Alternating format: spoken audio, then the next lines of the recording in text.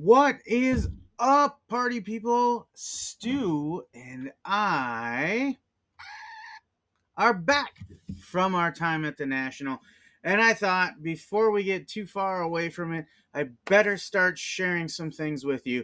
So today we're going to talk a little bit about our experience at our first National Sports Card Collectors Convention in Cleveland, Ohio.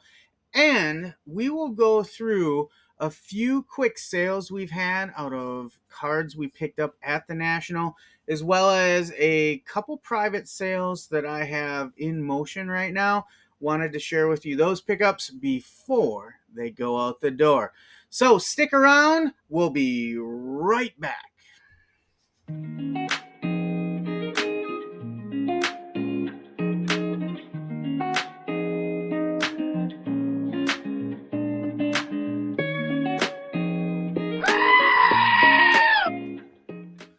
Welcome back, everyone, to a new edition from JC3 Cards and Collectibles.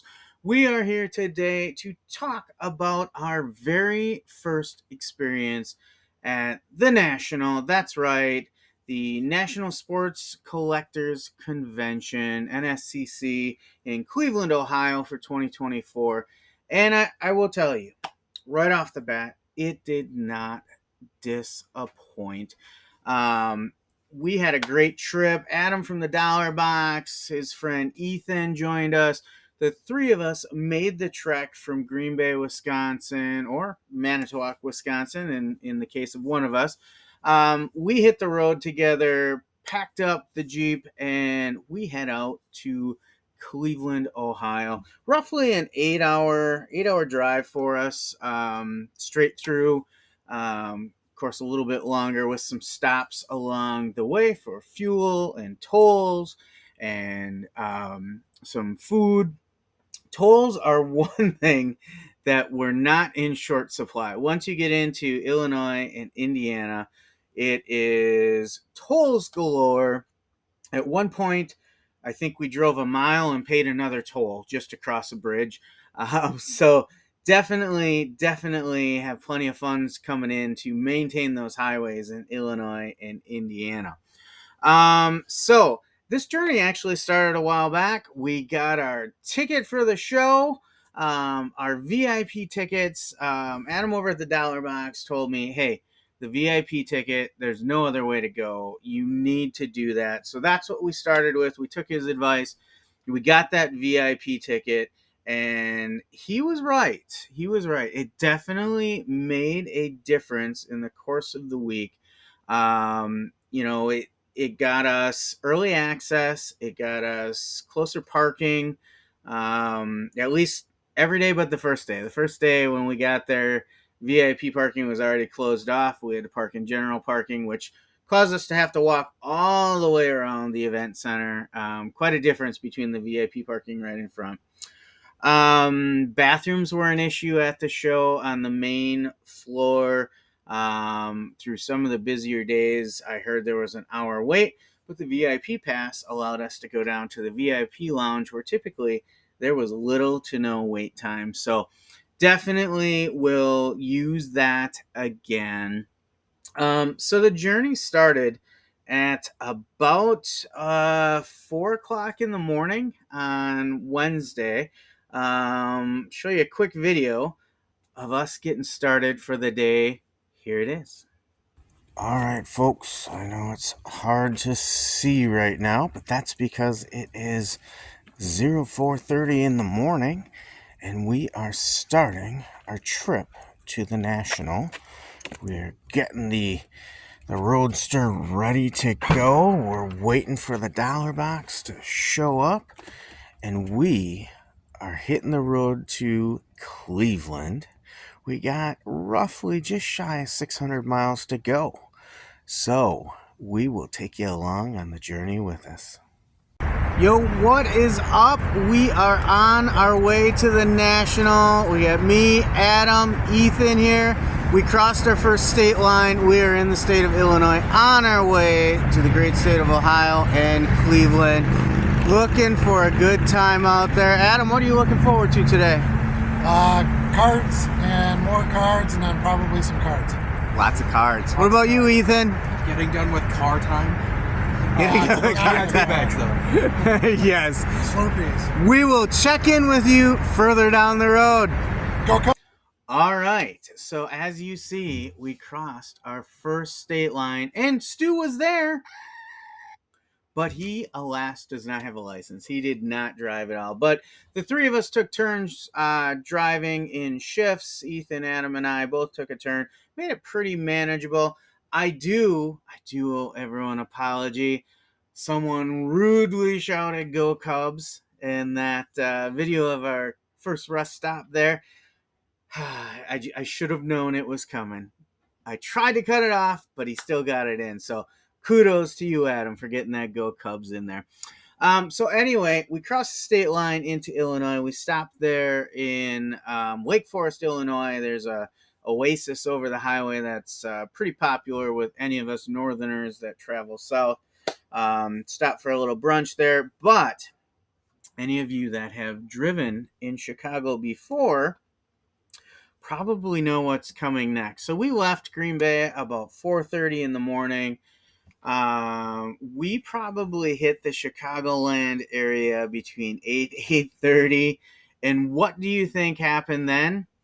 Well, you can see it right here. No surprise, bumper to bumper, stop and go with the Chicago skyline in the foreground for us. But we were not making good travel time through Chicago. But with the three of us there, we got the satellite radio going. We're talking the excitement of the card show. Really didn't amount to any frustrations. And once we cleared Chicago and got to the south side and hit that straight stretch of interstate from the south side of Chicago all the way straight through to Ohio, other than those toll stops, it was pretty smooth sailing. We made good time, did about what we were expecting on it. Only had a couple stops. We stopped at the Lake Forest Oasis in Illinois. And then we had a stop as well. I believe it was LaGrange, Indiana, where we found a vending machine for cards. Not a good return on that, but we're like, oh, that's cool. Let's give that a try. Really no surprise we didn't get anything real good out of there, but good trip overall, and everybody got there safely. So you may be wondering what came out of that vending machine. Well, take a look up here and you can see for the price of, I believe it was it $1 or $2, you got what I pulled is a modern Don Ross optic Dalvin Cook. So pretty base card, plenty of them around, nothing too exciting to write home about, but it was part of the overall experience. Let's see what we can get out of this vending machine. And we did hit one of those vending machines on the way home as well, and the same result happened. So now we know in the future, stay away from the rest stop card vending machines. So we eventually made it to Cleveland, and the Expo Center, the IX Center, if you will, it's outside of town. Wasn't too hard to find. Plenty of parking available for the most part, although the VIP parking did fill up most days, as far as I am aware.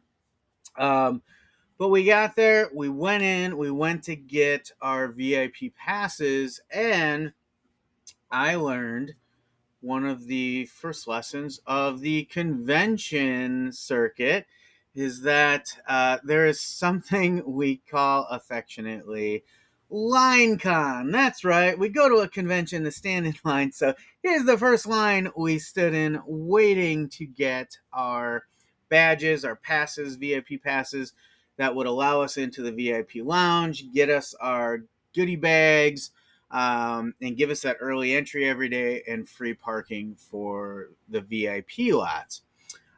It moved pretty well. I mean, from that image that I'm sharing with you, you can see it was fairly long. We were, so we came in behind us on that image, and it wrapped around, and then goes back the other way. So that was shortly after we got in line. We befriended some folks in line with us from Tennessee.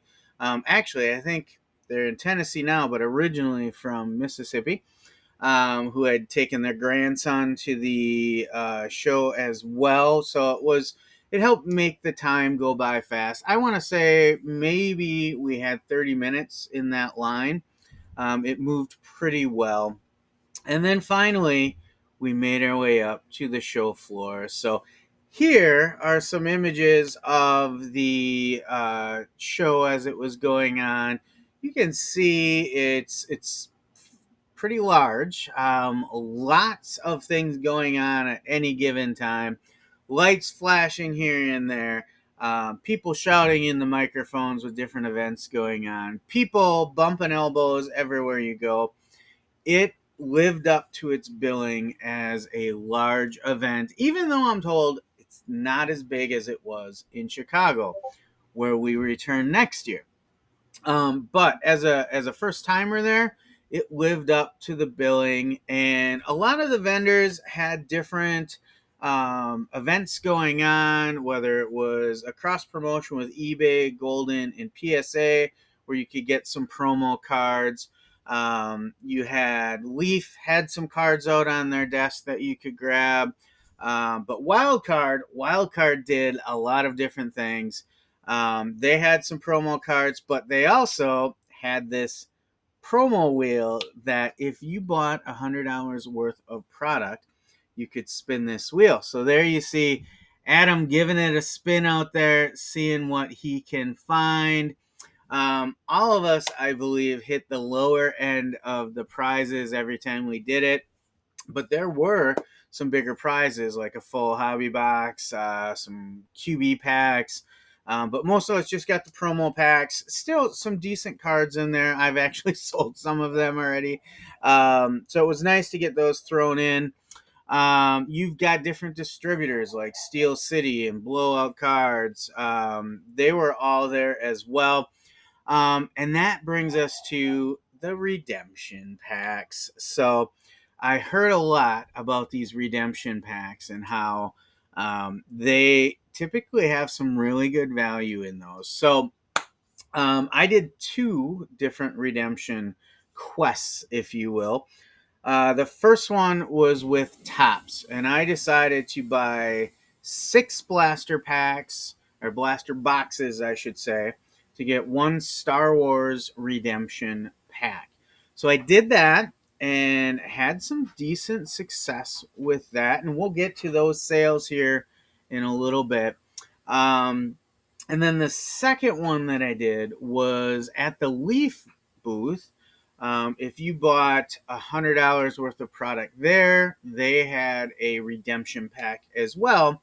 And in that one, I bought a box of Leaf Metal Pickleball. So, will be interesting to see if I can find a pickleball market. I did sell one card already out of that set. I have had some interest in other cards. They're actually pretty cool.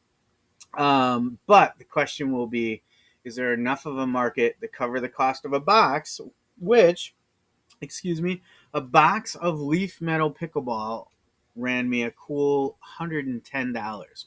However, the goal was get something different that I don't get around here, so that fits the bill. That's the whole plan for the National for me. And two, get that redemption pack because there should be some good stuff in the redemption pack. So that brings us to the redemption packs. Both of them had some nice stuff in it. So let's start with the Topps Star Wars redemption pack. I believe that was 3 cards in there. There were two base refractors, I believe Obi-Wan Kenobi and Darth Maul. And then there was one red parallel out of, I believe it was five. In fact, let's put it up there. Sold it already before I left the show, if you can believe that. It moved fast and it had a good market. Fielded a lot of offers on it before I finally sold it. It was one of those cards where I was okay holding on to it for a while if I didn't get the price I wanted. So I was able to hold out a little bit until I got the price I was looking for. If I recall, I listed it higher than I thought I would get for that very reason. I thought, well, if I don't get that, it's okay because I'll enjoy looking at it on the shelf for a little while. But that Darth Maul red parallel did sell and sold for a very nice return. Next up was the Leaf Redemption Pack. So the Leaf Redemption Packs gave us some nice cards as well. One of my favorites was an autographed Tom Berenger that is in character of Jake Taylor for Major League. One of the other cards that you'll see here is a Shaquille O'Neal 1/1. So those were very nice cards. Also had some Mike Tyson, some Hakeem Olajuwon. Sold those right away. So overall, I feel like the redemption packs did not disappoint. They really did provide some value. I will tell you though, a lot of those packs sold unopened. I saw people listing them on eBay unopened, and I did the same. I listed them, and in fairness, I listed them priced kind of high, unopened on eBay. I fielded some offers that I didn't accept. I had people looking at them. I had some watchers.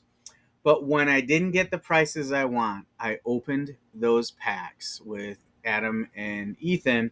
And I am glad I did because my return was greater on the singles than I had gotten or would have gotten on the unopened pack.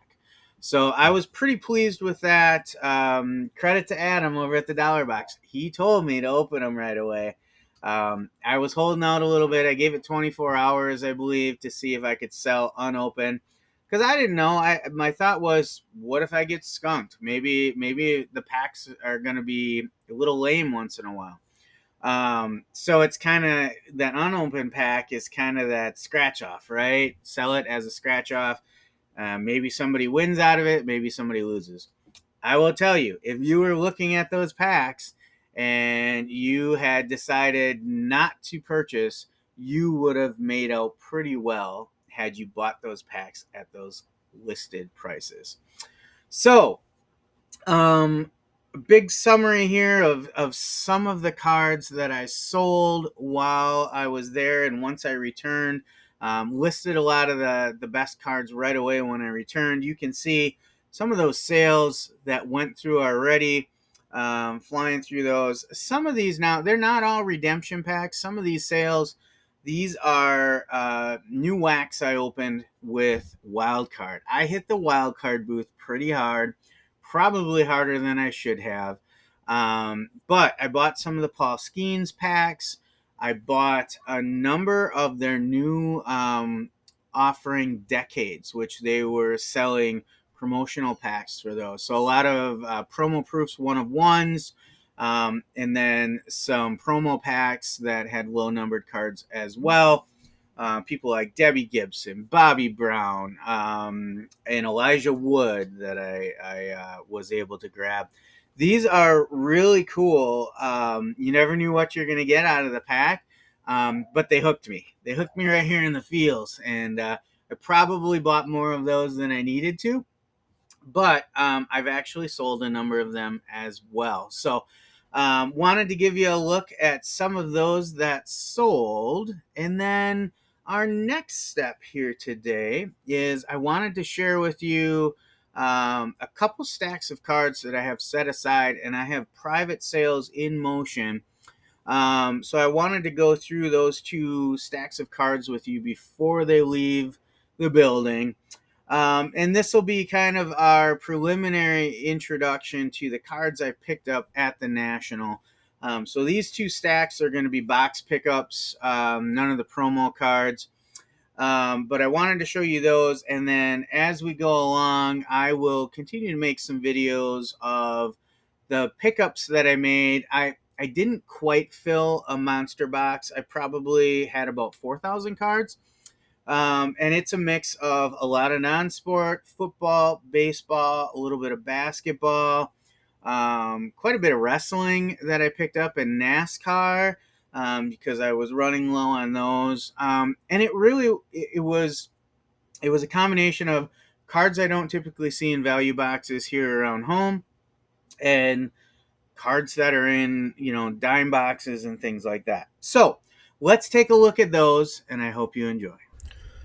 Okay, so starting to go through some of my buys from the National, and already have a few private sales set up on the side. So I thought I would go through a few of these cards just to show you, because I won't have them when I go through the main box if I get a chance to do that.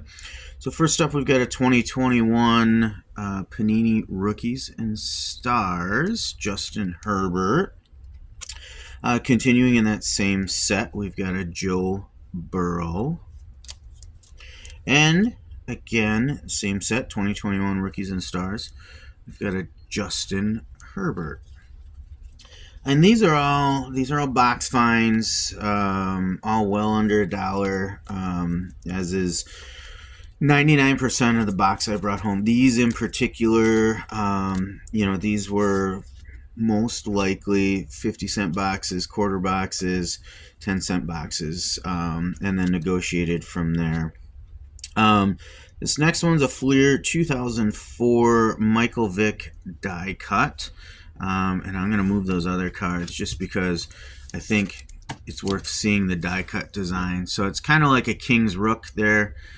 You can see you got the cutout side and top. Looks really nice. This one is an Upper Deck, 2002 Upper Deck triple threat. So we've got a 3-pack there of Warrick Dunn, Michael Vick, and Jefferson. Who is the Jefferson? It's not Justin Jefferson. This was before his Sean Jefferson. There you go. So nice looking card there. We got a 2004 Upper Deck SPX Steve McNair with the Titans. Nice little foil SPX badge on there, if I can get that to stay. Sharp looking card. Got a lot of color and shine to it. In fact, it's reflecting that light pretty strongly there. Let's see if I can soften that a little bit. Really doesn't want to. Yeah, if we go this way, I think that helps a little bit. There we go. You see Steve McNair there. Sticking with the SPX, this one is, what year is this? Man, I know my eyes are getting worse as I get older, but sometimes I feel like they make this print smaller than it needs to be as well. I believe this is 2003, and this is an SPX insert, SPX Excitement, Kurt Warner. Sharp looking card there with a little bit of foil. Back to some Steve McNair. This is a Topps 2003 Topps Pristine, I believe, and Titans. That's a vertical. We'll flip that around. Again, some really sharp looking cards there that we pulled out. Then there's some modern stuff as well. Here's a 2023 Panini Mosaic Patrick Mahomes. A 2023 Panini Select Barry Sanders from his Oklahoma State days. This is a 2023 Mosaic Montage, Josh Jacobs. Little refractor there. Got that mostly because with Josh Jacobs coming to the Green Bay Packers here locally, I'm sure I will find a buyer for that. And before I even processed it, I had someone going through the box of cards I brought home, and this is actually a pending sale right now. Then a little Matthew Stafford 2022 Illusions, and this is, I believe, the Shining Stars insert. Really cool looking card. I haven't seen those before, so that's one of the reasons I grabbed it. Next up is a 2022 Panini Chronicles Gridiron Kings rookie card for a local player for the Green Bay Packers, a Quay Walker rookie. I've sold a few of these, so I picked some more up out of the box. We've got a 2020 Panini Instant Tom Brady. And then we got 3 Illusions coming up here. I think they're all 2023 Chronicles Illusions draft picks. Yep. So we've got Barry Sanders in the Oklahoma State again. We've got a Brock Purdy. That's a 2023. And a 2023 Aaron Rodgers in his Jets uni. There's still not a ton of cards of Aaron Rodgers in the Jets uni, so that doesn't surprise me. That was a pick right away. So these cards are going out right away. Pretty good deal. I gave the buyer's my brother, so I gave him a pretty sweet deal. But 1, 2, 3, 4, 5, 6, 7, 8, 9, 10, 11, 12, 13, 14, 15, 16, 17 cards there. Right off the bat, sending them out the door for cash. I probably paid, I want to say maybe $4 or $5 for that group of cards. And I'm going to send it out the door right away. So one of the nice things too, like my brother's buying this Aaron Rodgers card as he picked it out. Like I said, I didn't have a chance to process, but if you can, once he pulled it out, you can see, it's a little dent in there in the middle of the card. I pointed it out to my brother. He said, I don't care about that. I'll take it. But I'm selling at a pretty deep family discount there as well. So really no concern. So right away off the bat, before I even get much of these cards listed, got a nice private sale going out the door. So I wanted to share those before they leave. So this is another pending sale. I grabbed a lot of Spider-Man options. My neighbor is a huge Spider-Man fan, so I always try to pick some Spider-Man specifically for him. Usually give him a good friends and family type of discount, but came across some really nice stuff for Spider-Man as well. This here is a Gold Web parallel insert of Carnage. So there are 2 different sets of this. It's from the 1994 Fleer The Amazing Spider-Man. This is from the original set, and then there is a set with the same insert set name that was a Walmart exclusive, but has different cards. This one comes out of the Jumbo Hobby Box exclusive, and we've got a really nice looking Carnage there. That is a double-digit number card. Got a sweet deal on that at the National. This next one, well, I'll tell you what. Let me go through some different ones first. This one is a pretty standard. I think it's 94 Flair Cosmic Spider-Man. This is from Marvel set. It's not Spider-Man specific, but a nice card nonetheless. I grabbed that for him. And then these are some milestone inserts from Fleer Ultra Spider-Man. Off the top of my head, I forget the year. Let me see, 2017. So I've got 3 of, I think, the 9 that go in this milestone set. So here's the first one, Origins. You got Peter Parker getting bit by the spider. This is from the Clone Saga. So there was a Spider-Man clone in the storyline at one point. And then this last one is Dying Wish. Really nice looking cards. Not the biggest, dollar amount cards. Pretty popular set. Plenty of them printed. But sharp looking cards, and that's kind of the stuff I look for my neighbor. So we picked those up, and I want to put some of these back in their bags. I already have pre-sorted for the neighbor because it's a pending deal in progress. So those cards, those three, I'd probably put them out for, I don't know, $12 to $15. And then here's what I really enjoyed finding. These are some Art Box Spider-Man film cards.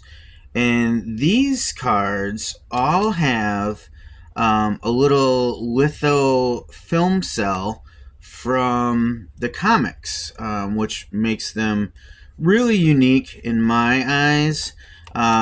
So this is going to be the base set first. How many do I have here? 1, 2, 3, 4, 5, 6, 7, 8, 9, 10, 11, 12, 13, 14, 15, 16 of the base set here. And these go for, on average, $2 to $3 a piece, I think. So some of them even go for more, depending on which cell is in there. Actually, I take that back. These actually go for a little bit more, I believe. I haven't seen these in a lot of places that I went for. But they are really sharp if we look at these. Each of them is a subset too. So these, I'm going to start with these costume subsets. And if I pick it up, you can see that it's, that clear acetate in there. I probably should go one at a time since they are different cells. Elusive Spider-Man here in the costume subset. Then we have the villain subset. So here's a nice Doctor Doom. Really, really nice images. Nice border design. Nice lithocell image on those. We've got Venom here. And then we have some from the comic book covers series. This is Spider-Man 252. Then we also have Spider-Man number 33. And staying with the covers, we also have the 100th anniversary issue right there. Very nice. And then one more from the covers subset. This is Spider-Man 257.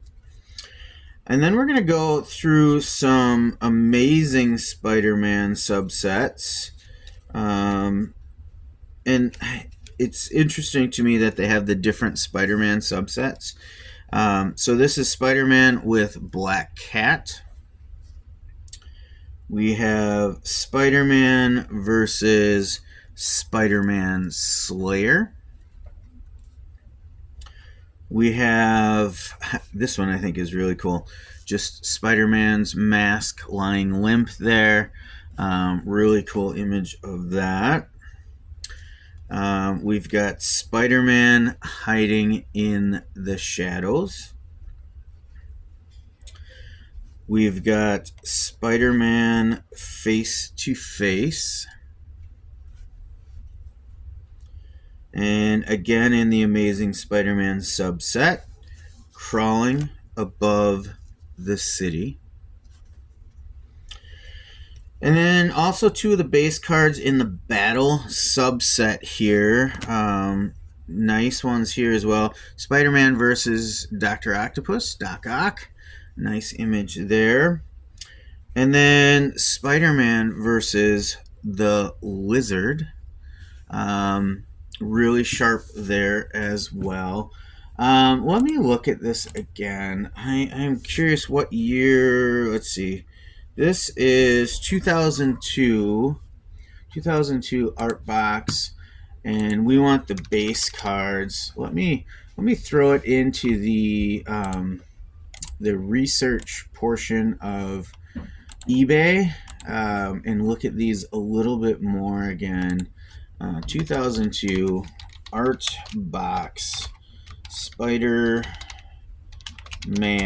film cards, and we want the base. So if I look at the singles,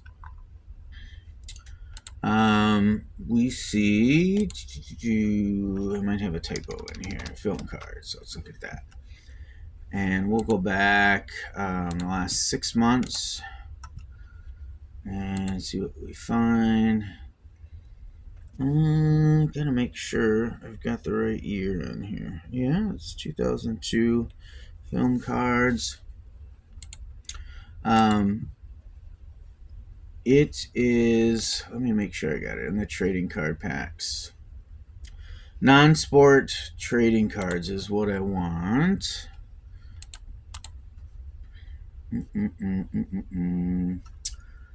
Oh, they're not coming up in the research section. I'm not sure what I typed in wrong there, because I looked all these up last night and they all came up. Yeah, they come up in the listings portion. Let me see. Yeah, so a lot of them are coming up, with shipping. They're coming up like $7 a piece on average for these. So it is a kind of a higher end pricey set.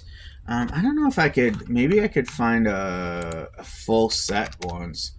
Film cards. Can we find a box someplace? See what we find for a price on a whole box. Right now we're looking at singles. Let's see if I put in the word box. What do we get? Yeah, I don't find any boxes. What if I put in lot? So not a lot of large lots of these either. What if I put set?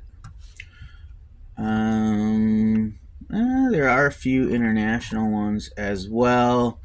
United Kingdom. Looks like they sell a lot more overseas, which is interesting. Some of these subsets and some of the insert sets I'm seeing a little more frequently. I see some uncut sheets out there. So that's kind of research I usually do on these. I do see some packs out there going for $6, $7 a pack. Unopened, of course. So yeah, there's definitely some hobby in these. I just truly appreciate the artistry of these, and I think I'm going to be able to easily find buyers, even if the neighbor is not interested in all of them. I believe then I'll be able to flip them as singles. But then I also have some of the inserts. These are the Hobby Chase inserts. So they get a nice hollow foil border, and then they still have the litho film in them. So this is Unmasked by the Black Tyrant. This next one is a comic cover, Sensational Spider-Man. Sensational Spider-Man #1, and you've got a litho of the cover. This is the Amazing Spider-Man, the End of Spider-Man. Is that number 2, I think? Yeah. This is also from the Amazing Spider-Man. Spider-Man versus the Vulture. The Vulture. And I think it's a better image if I just move these aside as we go through them. But the hollow foil border is really nice. It's just on the front. This is also from Amazing Spider-Man. Is It True? Looks like that might be Aunt May figuring out that Peter is Spider-Man. This one I really like from the Amazing Spider-Man. Spider-Man versus the Sinister Six. So you have those original members of the Sinister Six. I am not a Spider-Man expert, but I believe we've got the Vulture there, Doc Ock, Rhino, Venom, and Scorpio, maybe? Is that Scorpio? Um, just off the top of my head. So you get multiple main characters, villains, and the hero in one. That's always a nice sell. Amazing Spider-Man. Spider-Man plays Guess Who on this one. And then one more from the Hobby Chase inserts. Peter gets prepared for a long night is this one. So you got Peter in the suit there getting ready to change into Spider-Man, I believe. So those are some nice inserts. Those will go for, I think, a little better than the base. They should, really, right? Like, the inserts should always go a little better than the base. And then I did manage to pull one ultra rare insert as well. This is Amazing Spider-Man UR1. Another, what does this say? Another day and work is done. So these are a little fancier hollow border. You can see they're prismatic. You got the webbing. Really sharp looking card. Same type of litho design. So even not being a Spider-Man collector myself, I saw these and I'm like, I would want those. So I'm pretty sure my local Spider-Man collector is going to want these as well. So a nice set. Hope you enjoyed those. Always looking for a little Spider-Man to keep one of my regular buyers happy. And the National was a good place to find some. Well, what do you think of that, Stu? Stu is pretty pleased with it as well. Our first National is in the books. It feels like we're off to a pretty good start with what we purchased, what we picked out of boxes. We've got a lot more to cover. So I'm going to try and break that down into separate episodes. We'll do a non-sport, we'll do a football, a baseball, anything else we come across. But really feels like a strong start to what we saw here today in this video. I really enjoyed the atmosphere of my first National. The hobby is alive and well is ultimately what I took away from my first National. Good people. We had a lot of fun. Um, Great traveling with Adam from the Dollar Box and Ethan. We had a good time.